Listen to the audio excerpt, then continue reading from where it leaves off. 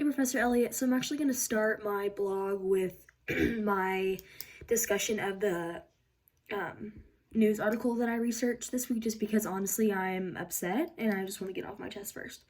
So the thing that I was looking up was the whole situation that went down this past week about the officer shooting a man over an air freshener, and I specifically the law that I believe that needs to be passed is a revision is to not have someone having an air freshener grounds to stop someone in the first place, because it gives officers something um extremely minor that's not even should be a thing, um for grounds to investigate other things.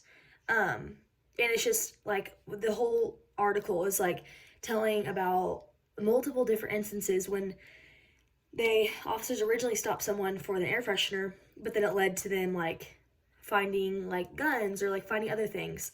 And in none of this was there a white person being stopped for an air freshener. And so I think that it's just something that is unnecessary and leads to things like this. So, and then another thing that on the video, the police officer was saying that they carry their gun on their dominant side, so on his right side, and their taser on their weaker side. And he accidentally pulled his gun.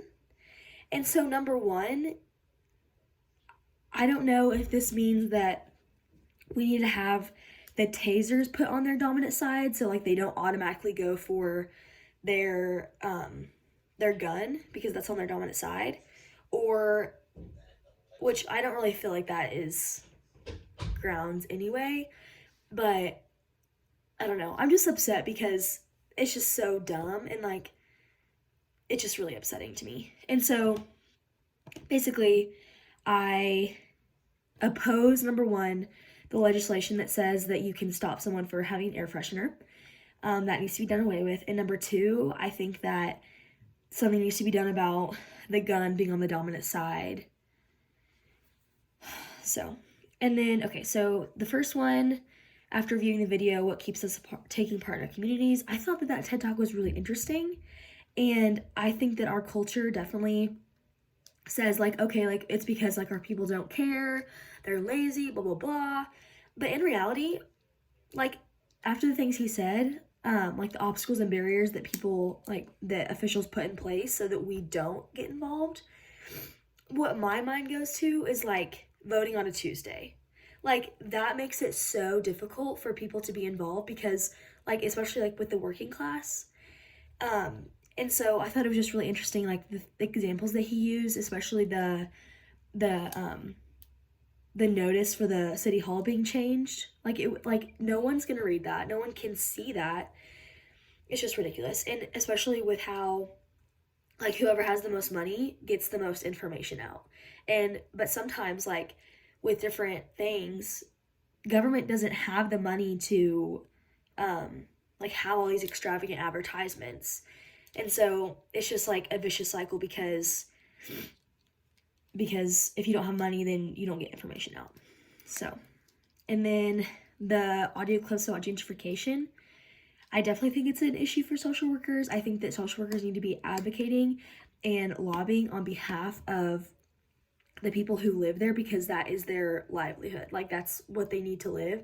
And if someone's going to come in and take advantage of those low prices just because they have that money, it's sad. And there needs to be more protection for people like that. But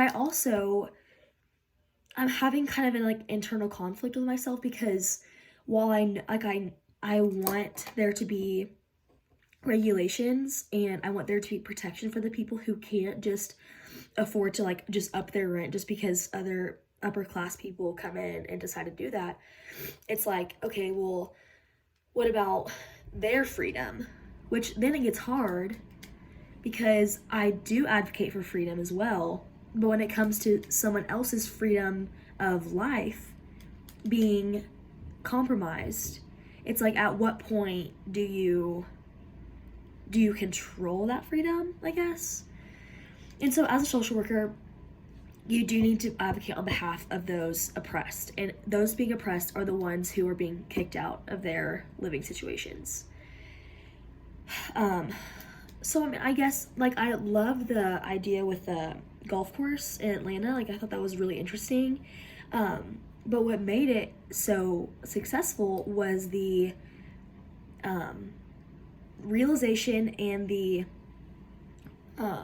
recognition of that by the upper class people, and they're wanting to not do away with them. They're wanting to help them, which I guess, like, that would be a pro of gentrification, because, like, it was like 95% of crime went down within the past 2 years or past 2 decades because of that gentrification process. And, like, that's an awesome pro.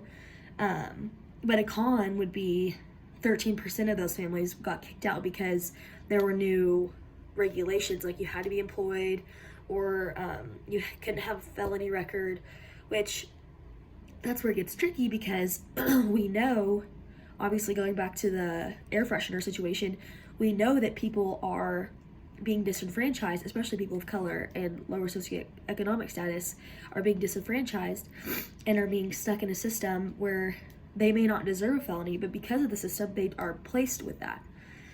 And so it's just so many things, but yeah, thanks so much.